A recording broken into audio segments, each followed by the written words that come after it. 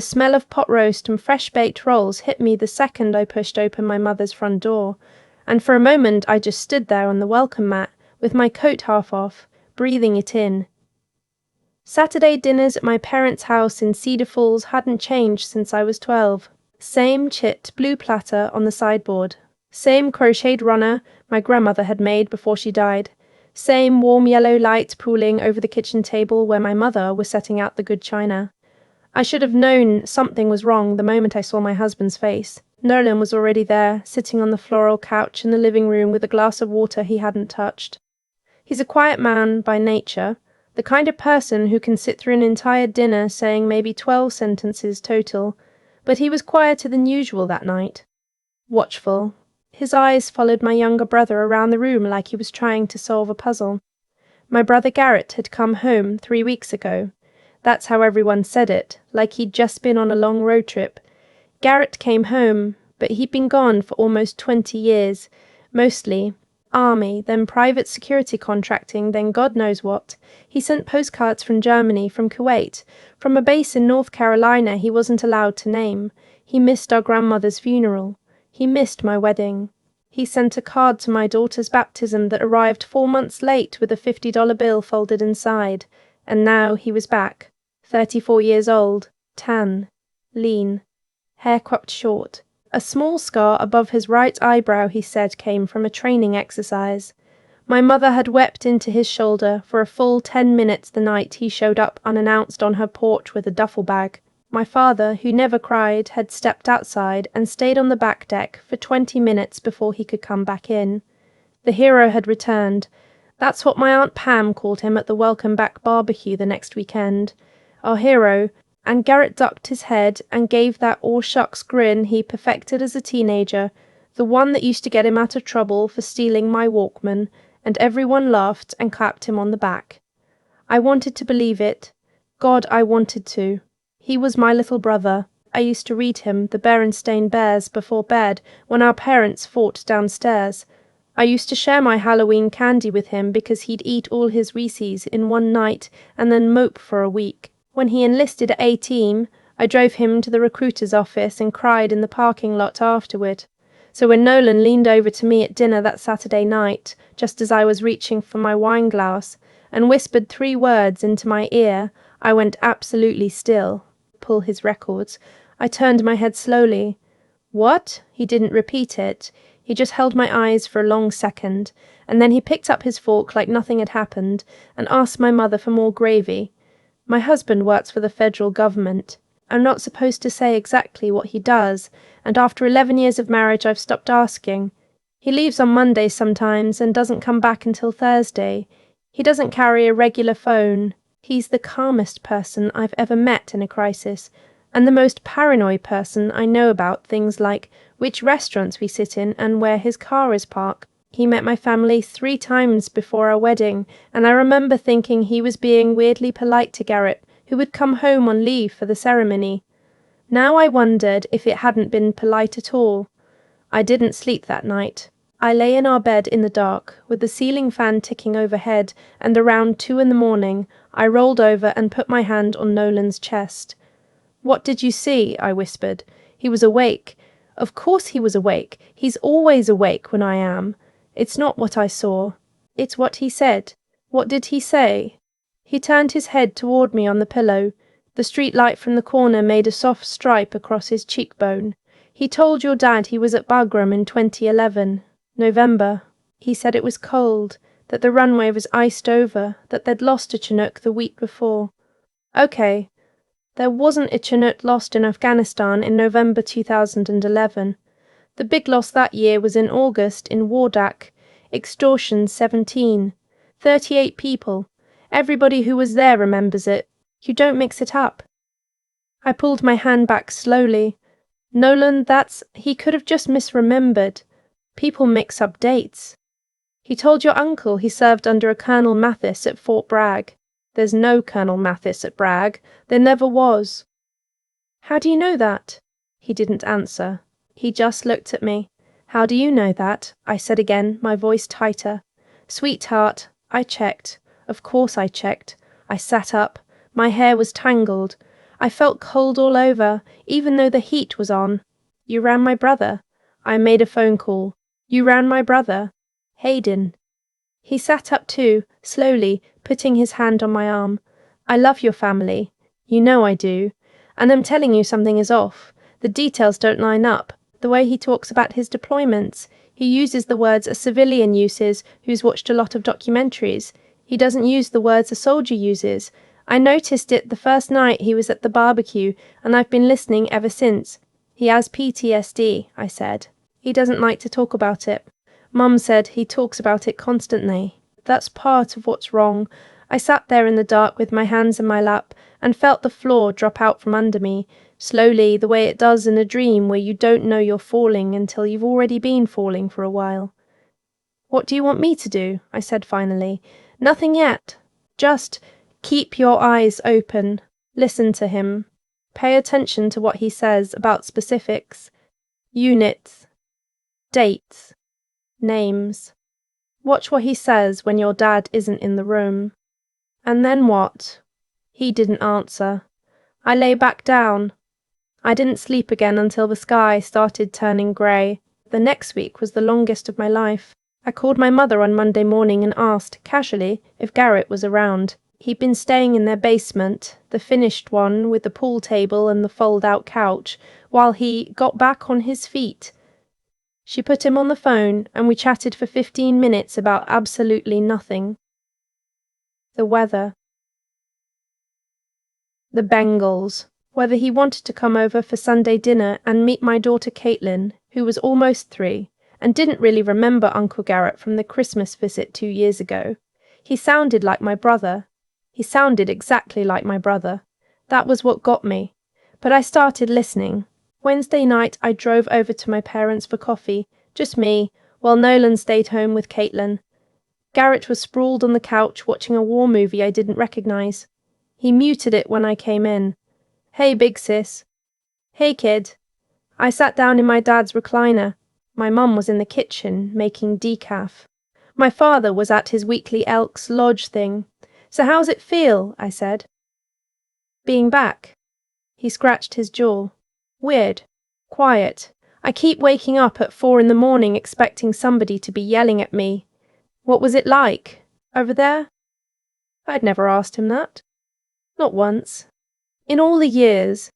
He glanced at me. He smiled a little. You don't want to hear that, sis. I do. He set down his bottle of beer. Bud Light, I noticed, not the IPAs he used to drink when he was home on leave 7 years ago, and he leaned back into the couch cushions. It's hot, he said. It's loud. Mostly you're bored out of your mind, and then for 20 minutes you're not bored at all. I lost a buddy outside Mosul in 2014. We were doing convoy security. IED went off under the lead vehicle, and Eddie was just gone. I had his blood on my boots for 3 days because we couldn't stop to clean up. I nodded slowly. My heart was beating in my throat. What was his last name? I asked. He paused. Just for a half second. Just long enough. Reyes. Eddie Reyes. Yeah, and what unit were you with then? He laughed. Sis, why the interrogation? I'm interested. I never asked. I feel like I missed all of it, you know. I don't want to keep missing it. He looked at me for a long moment. There was something in his eyes I couldn't read. Then he shrugged. 3rd Infantry, 2nd Brigade. We were attached to a Marine unit out of Camp Lejeune for that op. My mum came in with a coffee. I drove home with my hands at 10 and 2, and my jaw clenched so tight my back teeth ached. The 3rd Infantry Division is based at Fort Stewart in Georgia. I knew that because my best friend from college's husband had been stationed there. Camp Lejeune is in North Carolina. They're Marines, yes, but you don't attach an army brigade to a Marine unit for convoy security in Iraq. That's not how it works. Even I knew that, and I'm a dental hygienist who's never worn a uniform in my life. I told Nolan everything that night, in our bathroom with the fan running, so Caitlin wouldn't hear through the monitor. He sat on the edge of the tub and listened. He didn't interrupt. When I was done, he just nodded once. He's making it up as he goes, he said. He could be confused. He could have a head injury. He could. Hayden. What? There's no Eddie Reyes who died outside Mosul in 2014. There's no convoy IED matching what he described. I checked yesterday. I was waiting to see what he'd tell you. I sat down on the tile floor. I leaned my head back against the vanity. How long has he been lying? I said. My voice cracked a little. How long has he been lying to all of us? I don't know yet, but it's a long time. The way he does it, it's practiced. He's got a system. He picks details he thinks won't get checked. Names, mostly, specific names of people who supposedly died, because he figures nobody's going to look up dead privates from a war that ended 10 years ago. Did he serve at all? Was any of it real? That's what I want to find out. It took him 8 days. He didn't tell me what he was doing exactly, and I didn't ask.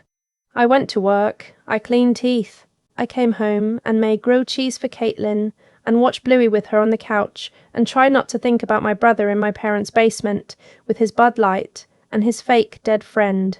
On the 8th night, Nolan came into the kitchen while I was loading the dishwasher, and put a manila folder on the counter. Sit down. I sat. He sat across from me. He enlisted in 2009.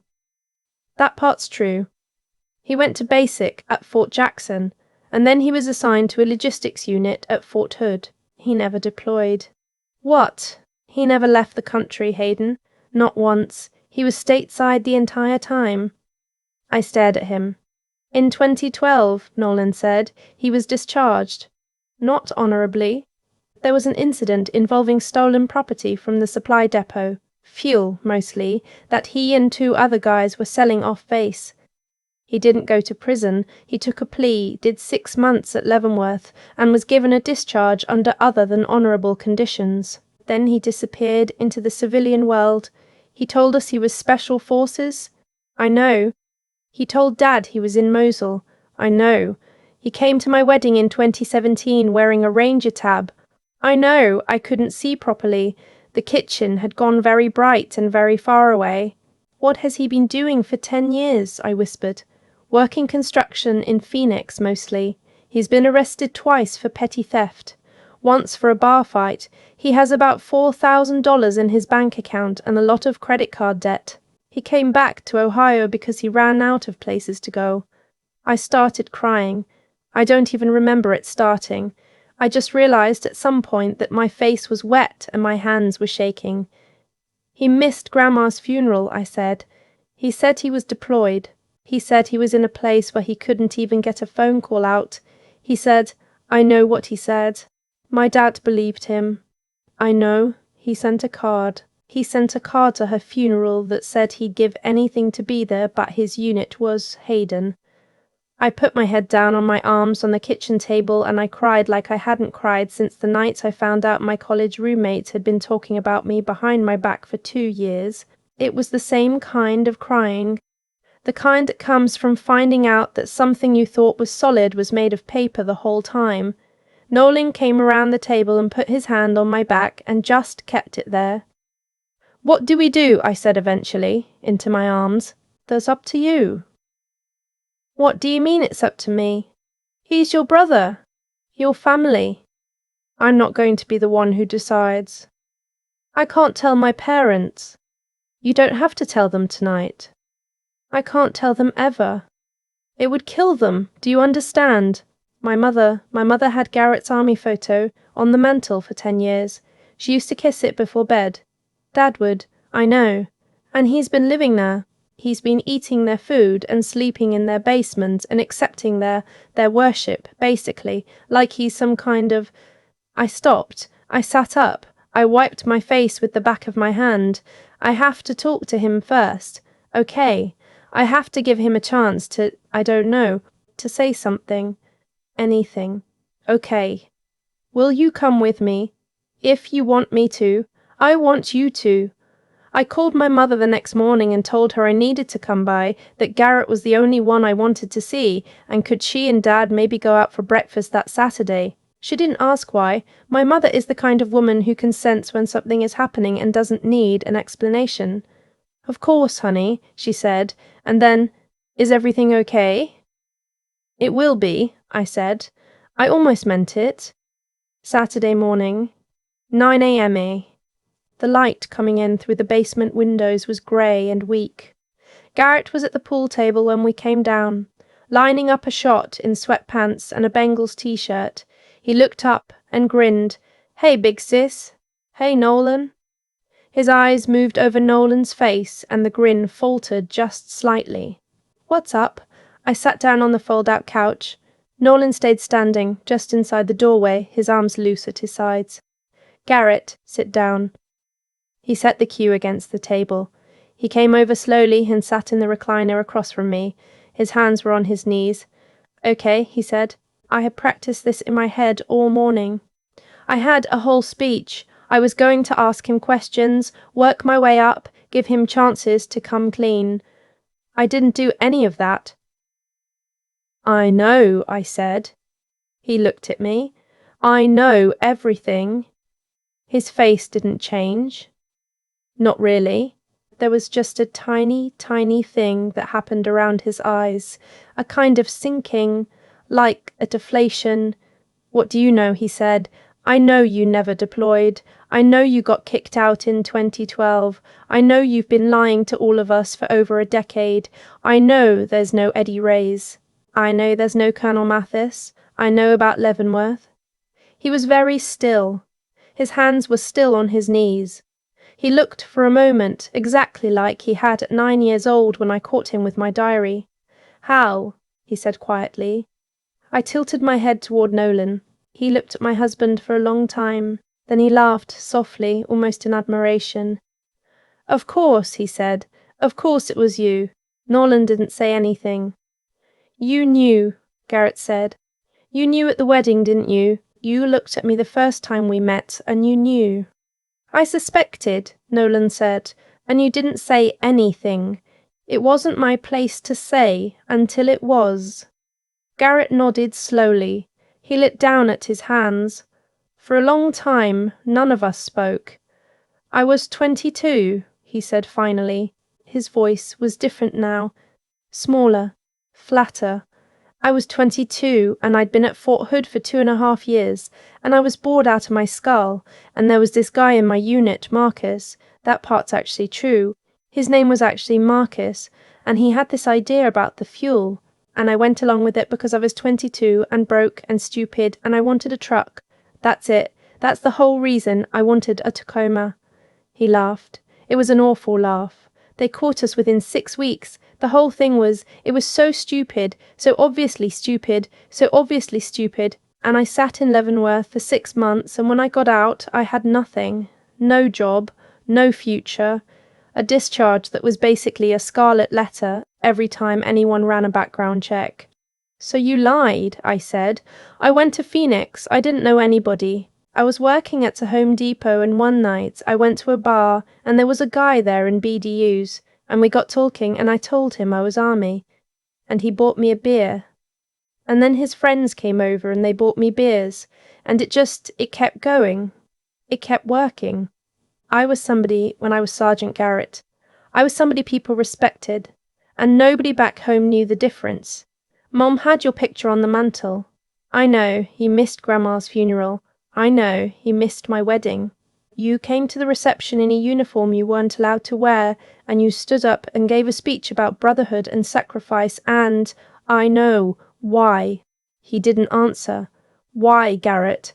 Because the longer it went on, the more impossible it got to stop. Don't you understand that? Every time I came home, I had to be him. I had to be the hero. Because if I wasn't the hero, then what was I? I was a guy who stole fuel. I was a guy who did time at Leavenworth. I was a guy whose own father wouldn't. He stopped. His mouth was working. Wouldn't what? Wouldn't look at me the way he looks at me now." I sat with that for a long minute. The basement was very quiet. The fluorescent light over the pool table had a slight buzz I'd never noticed before. "Mum and Dad have to know," I said. His head came up fast. "Hayden, they have to know. I'm not doing this for them, Garrett. I'm doing it for you. You can't live the rest of your life like this. You can't be 50 years old still telling people you were special forces. It will eat you. It's already eating you. It would kill them. It won't kill them. It will hurt them. But not as much as it would hurt them to find out from someone else. Not as much as it would hurt them if you got drunk at Thanksgiving someday and a real veteran called you out in front of the whole family. He was crying now, quietly. He wasn't trying to hide it, but he wasn't making any noise, just water running down his face into his beard. They'll throw me out. They won't throw you out. They're our parents. Dad's going to be furious. Mum's going to cry for a week. And then they're going to forgive you because that's what they do, and you're going to have the rest of your life to actually become someone you don't have to lie about. I don't know how to do that. That's why you're going to have help. What does that mean? I looked at Nolan. He nodded just slightly. There are programs, he said quietly, for people like you. There are guys in your situation more often than you'd think.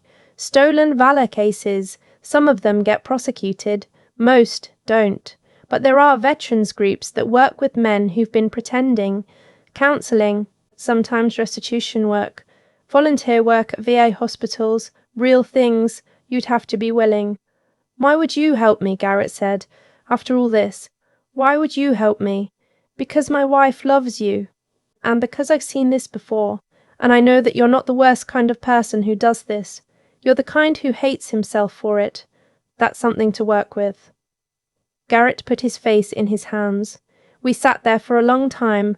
I don't know how long. At some point I went over and sat on the arm of the recliner and put my hand on the back of his neck the way I used to when he was little and had a fever, and he leaned into my hip and cried, and I cried, and Nolan stood by the door and watched over us, the way he watches over everything. We told my parents that afternoon, the three of us, sitting in a living room with the curtains drawn. My father didn't speak for almost 20 minutes. He just sat in his chair with his hands on his knees and stared at the carpet.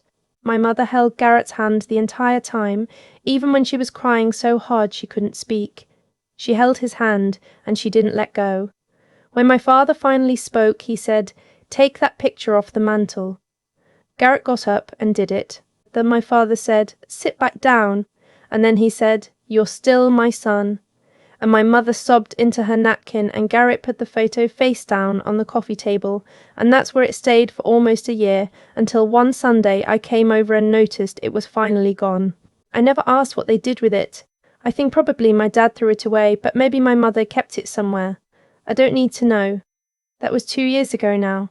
Garrett moved out of the basement about 3 months after that conversation.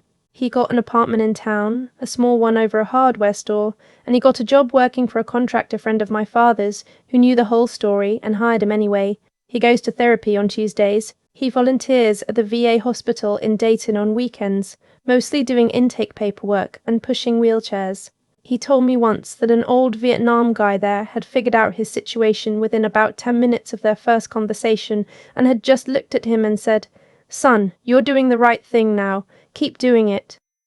Garrett said he cried in his car for an hour afterward. He came to Caitlin's 4th birthday party last spring. He brought her a stuffed elephant, almost as big as she was. She climbed into his lap and called him Uncle Gary, the way she does, and he just held her and looked at me over the top of her head with an expression I can't really describe. Grateful, I guess. Grateful and sad, and grateful again.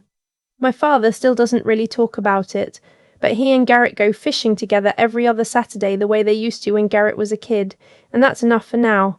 My mother told me once, when we were doing dishes together at Christmas, that she'd known something was wrong for years.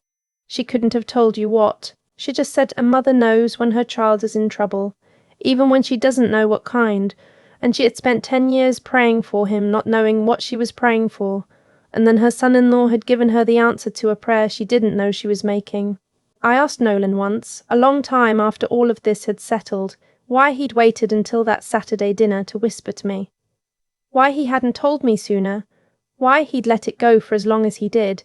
He thought about it for a while. We were on the porch. It was summer. "Because you needed to be the one who decided," he said. "It had to come from you. If I'd told you on day one, you would have hated me for it. Maybe not forever, but for a long time. You needed to see it for yourself, and then you needed to know I'd be there when you did." I sat there on the porch swing next to him with my head on his shoulder, and I thought about my brother somewhere across town in his little apartment over the hardware store, probably watching a basketball game, probably sober, probably okay. "Thank you," I said. He didn't say anything, he just took my hand. The truth is, I don't know if Garrett would have ever come clean on his own. I think maybe he would have. I think there was a part of him that was exhausted, that wanted to be caught, that came home to Ohio after Phoenix because he was hoping someone would finally see him. I don't know, but I know this. The lie was killing him slower than any war would have, and when the truth came, even though it hurt like nothing else I've ever felt, it set my whole family free. Sometimes the bravest thing a man can do isn't on a battlefield he never visited. Sometimes it's sitting in your sister's parents' basement at 9 in the morning in a Bengals t-shirt and finally telling the truth. That's the brother I have now, the real one. And I'll take him over the hero any day. I think about that Saturday morning in my parents' basement more often than I expected to.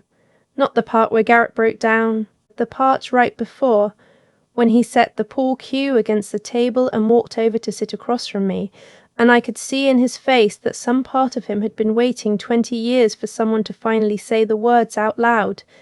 That's the thing nobody tells you about a long lie. It doesn't just hurt the people being lied to. It eats the liar from the inside out.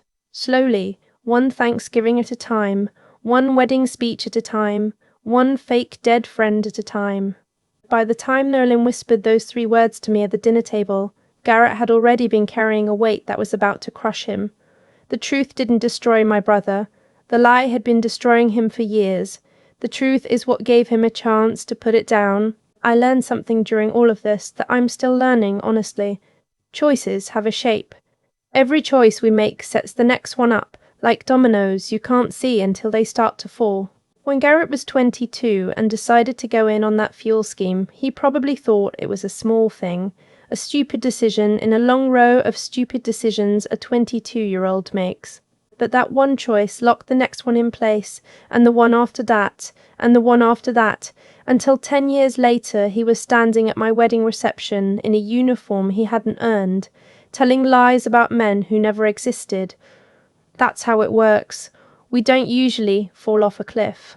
We walk down a long hallway in the dark, one door at a time, and by the time we want to turn around, we can't find the way back. What saved my brother wasn't a magic moment. It was a series of small, honest choices, starting with that morning in the basement. He sat down. He let himself be seen. He went to therapy on a Tuesday when he didn't feel like it. He pushed a wheelchair at the VA when nobody was watching. He let our father stay quiet on those fishing trips until the silence didn't feel like a punishment anymore. None of it was glamorous. None of it was the redemption art you see in a movie. It was just a man waking up every day and choosing the harder, smaller, truer thing. If there's anything I'd want my daughter Caitlin to know when she's old enough to understand, it's this.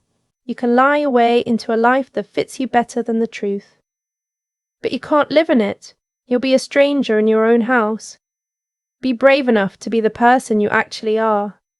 Be steady enough to keep choosing it on the days when it would be easier not to, and love the people in your life enough to tell them the hard thing when the time comes, because the people who really love you will still be there on the other side of it. That's what I learned from my brother. Not the hero one, the real one,